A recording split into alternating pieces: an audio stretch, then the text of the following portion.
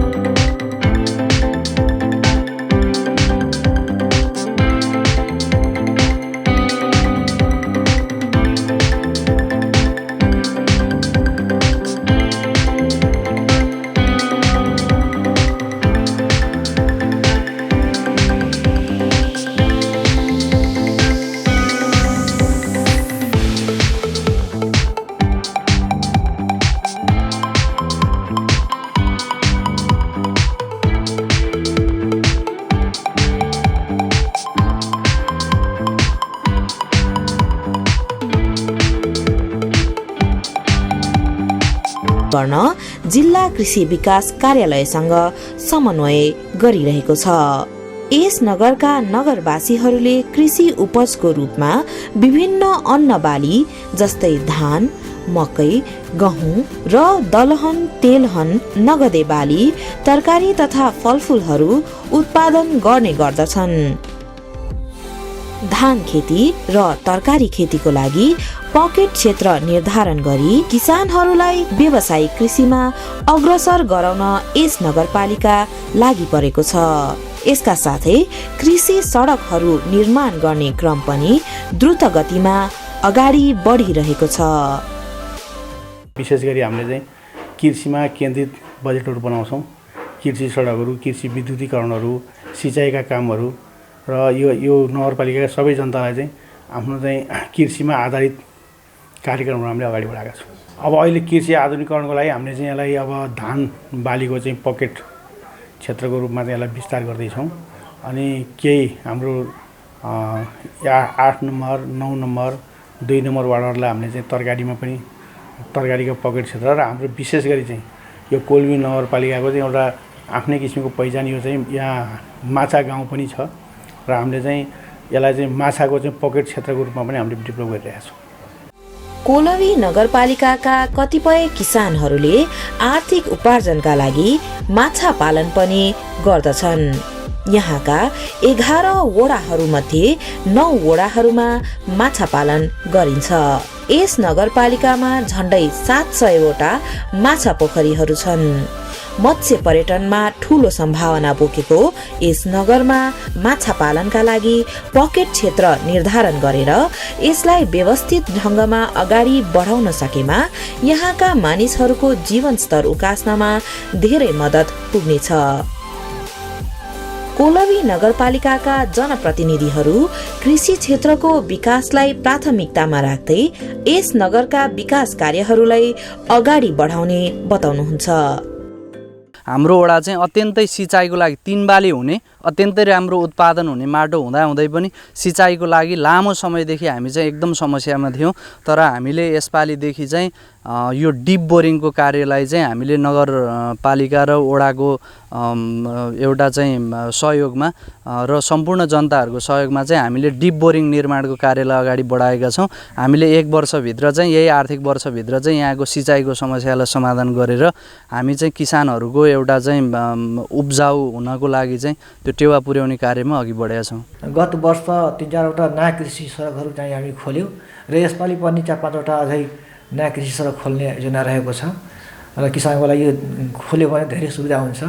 खेतमैसम्म पुर्याएर मलजल गर्ने के अरे गोडमेल गर्ने खेतीपाती गर्ने अति सजिलो हुन्छ र विगतको दिनमा हामीले उन्नत जातको बिउहरू पनि वितरण गऱ्यौँ, घाँसको बिउहरू वितरण गऱ्यौँ। किसानलाई अति नै हामीले सुविधा दिनुपर्छ भनेर हामी मानसिकता राखेका छौँ। खेतीपातीको लागि यो वडा अत्यन्तै राम्रो प्रचुर सम्भावना भएको वडा हो। यहाँ यो वडालाई चाहिँ नगरपालिकाकै एउटा महत्त्वपूर्ण अन्न भण्डारको रूपमा पनि लिइन्छ। धेरैजसो यहाँ चाहिँ प्रधानमन्त्री कृषि आधुनिकीकरणको कार्यक्रम यो जिल्ला कृषि विकास कार्यालयले गरिरहेको छ र त्यसलाई हामीले चाहिँ जोड्ने काम चाहिँ वडाले गरिरहेको छ भने कृषि सम्बन्धी नगरपालिकाले आर्थिक लगानी गर्ने, त्यहाँका बाँध निर्माणहरू गरिदिने, पुलहरू बनाइदिने यस्तै कार्यक्रमहरू कृषि क्षेत्रमा हामीले गरिरहेका छौँ। नेपाल सरकारको लगानी अब अहिले कोभिड-19 विशेषलाई नै ध्यानमा राखेर नगरपालिकाको पनि सहयोग, समृद्धि कार्यक्रम नेपाल सरकारको पनि सहयोग र वडाले पनि एउटा त्यसमा सहकार्य गरेर सम्बन्धित हरेक वार्डलाई, कोलवी नगरपालिकाको हरेक वार्डलाई क्लस्टरको रूपमा विभाजन गरेर हामीले यो खेतीहरूलाई भनौँ न किसानहरूलाई एउटा व्यवस्थित खेतीमा र व्यावसायिक खेतीमा अग्रसर गराउन हामी प्रयासरत छौँ। माछा खेतीमा आधारितहरूलाई त्यो ठाउँमा माछा बजार, माछाको विभिन्न परिकारहरूको विषयमा अब भनौँ न एउटा चाहिने अत्याधुनिक जुन उपकरणहरू हो त्यसको पनि एउटा व्यवस्थापन गर्ने।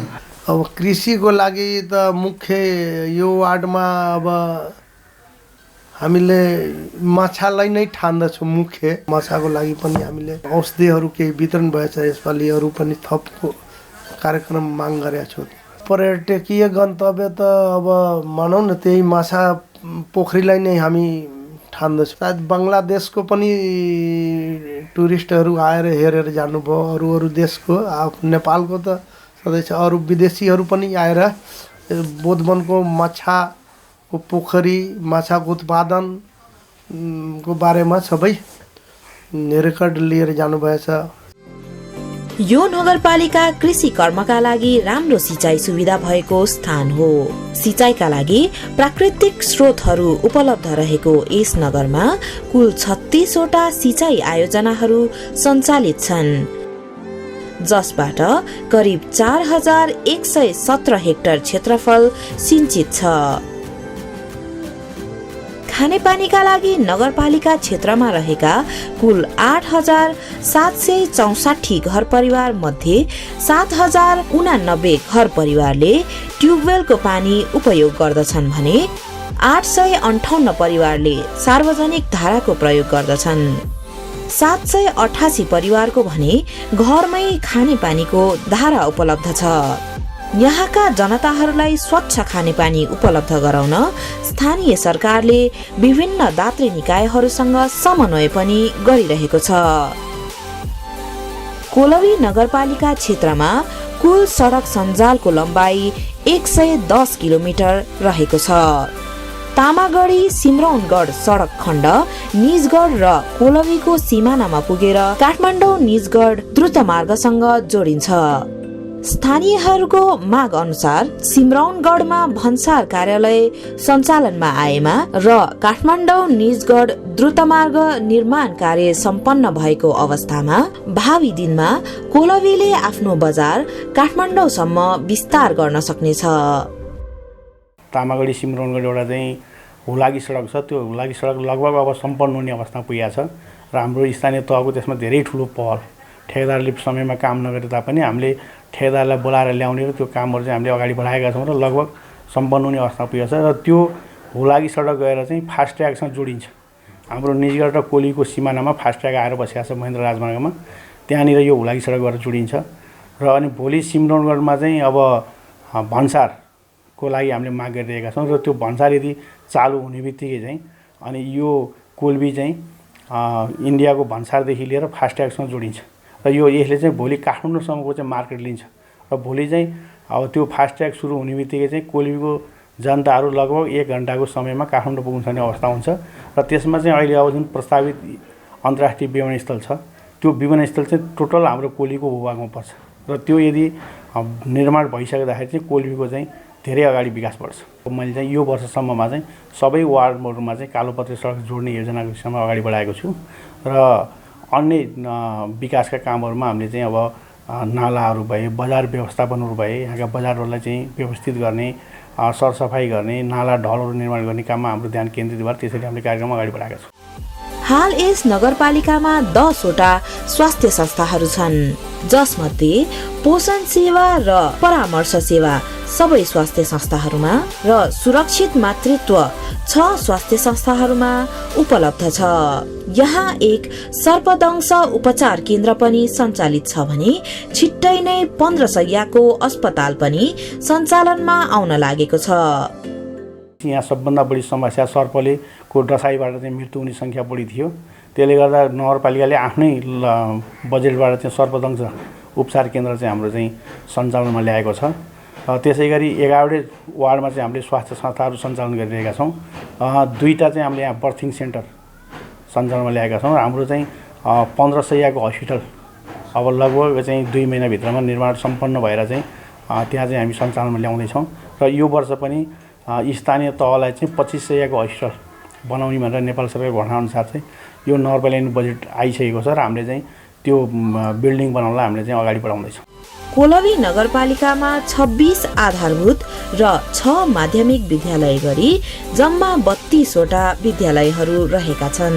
यसका साथै यहाँ शिक्षा र व्यवस्थापन संकायमा स्नातक तहको पढाइ हुने सपही कलेज पनि सञ्चालित छ।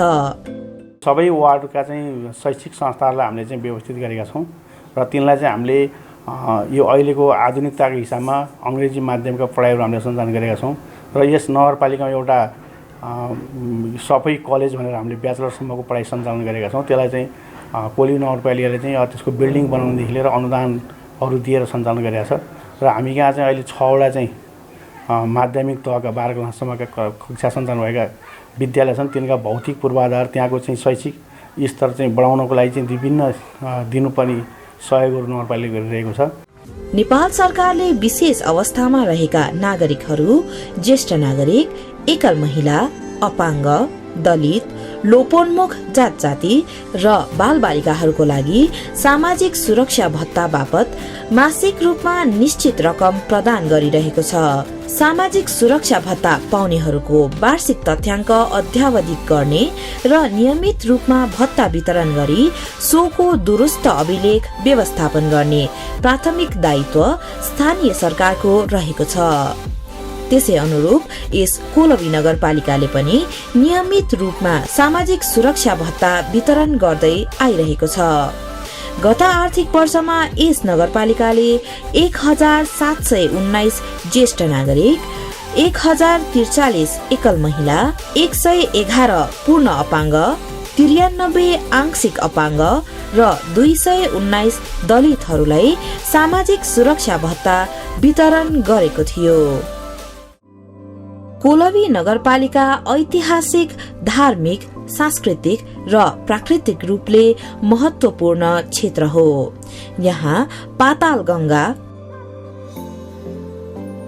सहजनाथ महादेव मन्दिर, कृष्ण प्रणामी मन्दिर, गुम्बा, बौद्ध स्तूपा, अमरेश्वरनाथ मन्दिर, दरगाह लगायतका धार्मिक स्थलहरू छन्। यहाँका सबै वडाहरूमा वन क्षेत्र उपलब्ध छ, जसले यस नगरको कुल 4089.64 हेक्टर क्षेत्रफल ओगटेको छ। जैविक विविधताका हिसाबले उष्पोष्ण क्षेत्रीय जलवायुमा पाइने जीव तथा वनस्पति यहाँ पाइन्छ। कोलवीको वडा नम्बर 8 काठघाटमा रहेको सहजनाथ मन्दिरमा काँवर बोकी बोलबम भन्दै शिव भगवानलाई जलार्पण गर्न काँवरियाहरू आउने परम्परा रहेको छ।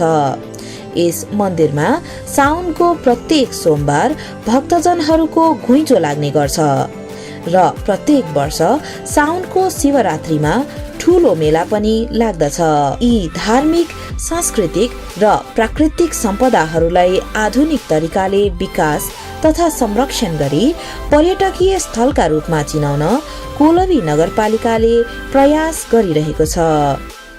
अब पर्यटकीय रूपमा चाहिँ हामीले यसलाई चाहिँ अगाडि बढाउनको लागि जल सम्पदा, यहाँबाट निस्केको पानी र त्योसँग जोडिएका चाहिँ पानीका चाहिँ मूलहरू, त्यसलाई संरक्षण गर्ने र मान्छेलाई भोलि एउटा हेर्न लायकको रूपमा चाहिँ पातालगङ्गा जमुनीको मुहान संरक्षण तथा पातालगङ्गा चाहिँ पिकनिक स्पोट भनेर हामीले एउटा चाहिँ डिपिआर गरेका छौँ र त्यसलाई हामीले विकास गराउँदैछौँ। त्यसै गरी हाम्रो यस नगरपालिकामा चाहिँ यो 2 नम्बर प्रदेशका चाहिँ विभिन्न धार्मिक स्थलमध्येको चाहिँ सहजनाथ मन्दिर यहाँ पर्छ यस 8 नम्बर वार्डमा।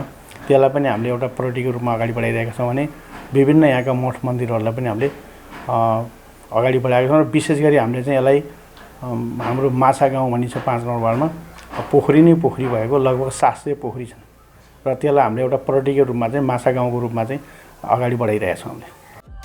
हामीले यहाँका विकास कार्य र आगामी विकास योजनाका सन्दर्भमा यहाँका वडा अध्यक्षज्यूहरूसँग गरेको कुराकानी यस्तो छ।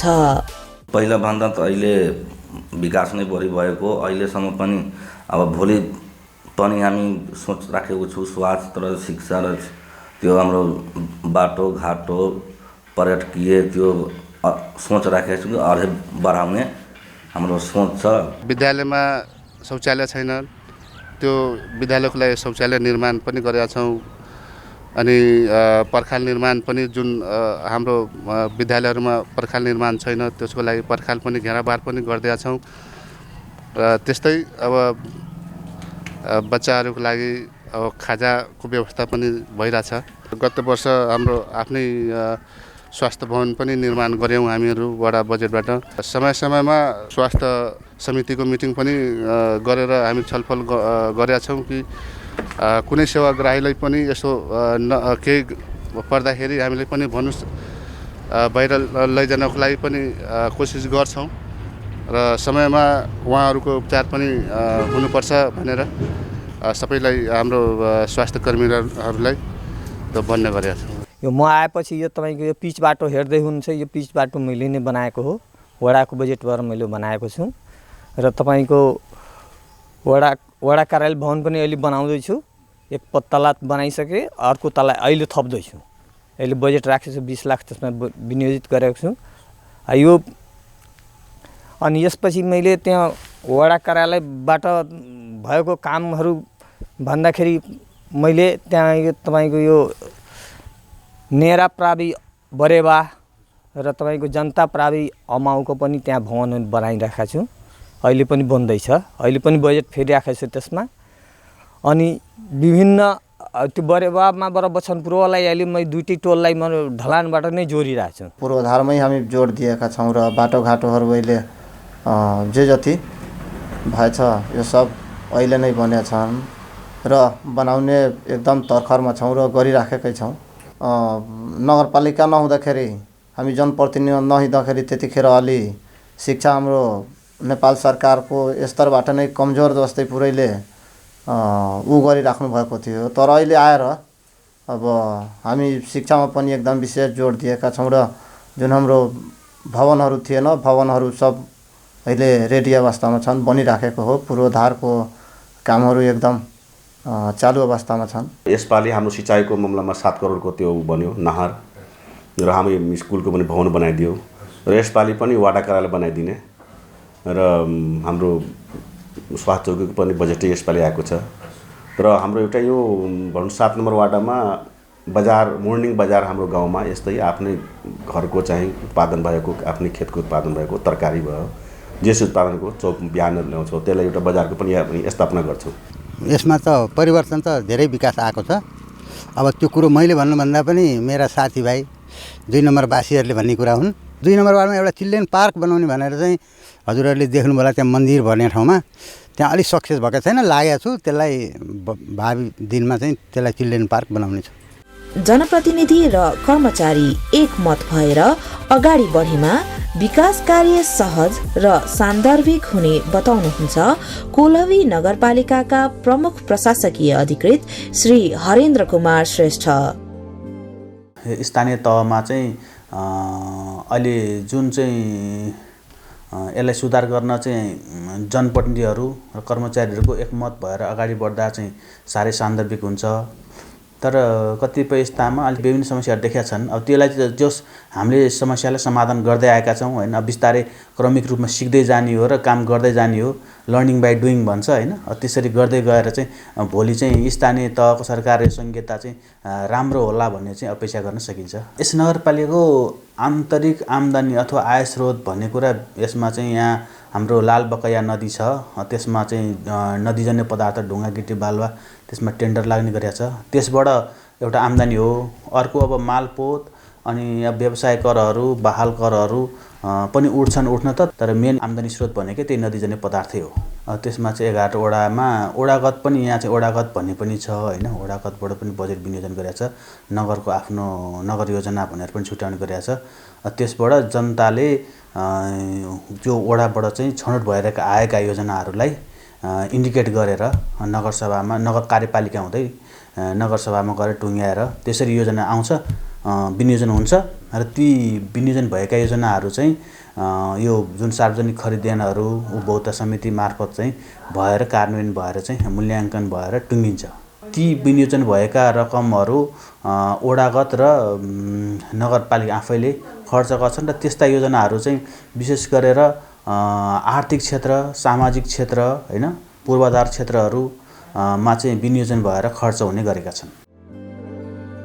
प्रस्तावित निजगढ अन्तर्राष्ट्रिय विमानस्थल रहेको यो कोलहवी नगरपालिकामा उद्योगी व्यापारीहरूको पनि ध्यान आकर्षण बढेको छ। यहाँ ठूला लगानीका नयाँ कल कारखानाहरू खुल्ने क्रम सुरु भइसकेको छ। प्रशस्त मात्रामा क्यामोमाइल नामक जडीबुटी पाइने यस नगरमा जडीबुटी उत्पादन तथा प्रशोधन कम्पनीको एउटा शाखा पनि सञ्चालित छ। आगामी दिनमा यस नगरमा सञ्चालनमा आउने कल कारखानाहरूलाई समेत कसरी व्यवस्थित ढङ्गमा अगाडि बढाउन सकिन्छ भन्ने योजना बनाएर अन्य विकास कार्यलाई सँगसँगै अगाडि लैजाने कुरा बताउनुहुन्छ कोलहवी नगरपालिकाका नगर प्रमुख श्री भरत बहादुर भण्डारी। सम्भावना चाहिँ यहाँ धेरै छन्। यो चाहिँ भोलि औद्योगिक क्षेत्रको रूपमा अगाडि बढ्न सक्छ र आज पनि अब तपाईँहरूसँग आइरहँदाखेरि यो कोलहवी नगरपालिकामा आज चाहिँ एउटा लगभग केही साथीहरू मिलेर काठमाडौँका केही साथीहरू र यहाँका स्थानीय पनि मिलेर चाहिँ एउटा यो शिवशक्ति फर्माइस्टोर चाहिँ औषधि कारखानाको चाहिँ आज मैले शिलान्यास गरेर आएँ र त्यो आजबाट सुरु भएको छ। लगभग 30 करोडको चाहिँ लागतमा उहाँहरूले त्यो कार्यक्रमहरू अगाडि बढाएका छन् र भोलिका दिनहरूमा चाहिँ यसले गर्दा हाम्रो क्षेत्रमा चाहिँ विभिन्न उद्योग कल कारखानाहरू आउने प्रचुर सम्भावना छ र हामीले त्यसलाई चाहिँ व्यवस्थित गरेर अगाडि लाने कार्यक्रम बनाएका छौँ।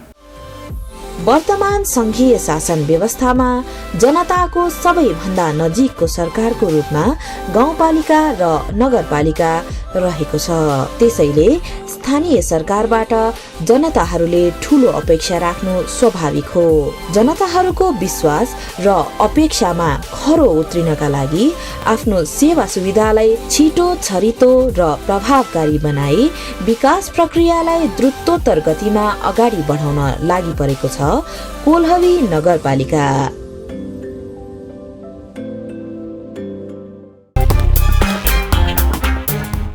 हवस् त दर्शकवृन्द, आजको लागि भने हाम्रो कार्यक्रममा यति नै। यदि यहाँहरूको हाम्रो कार्यक्रमप्रति कुनै पनि जिज्ञासा, प्रतिक्रियाहरू छन् भने हामीलाई अवश्य पनि मेल गर्नुहोला। हाम्रो इमेल एड्रेस रहेको छ guestlingm@gmail.com। आजको लागि भने म कार्यक्रम प्रस्तोता प्रनिशा लगायत मेरो सम्पूर्ण युनिटलाई बिदा दिनुहोला। नमस्कार।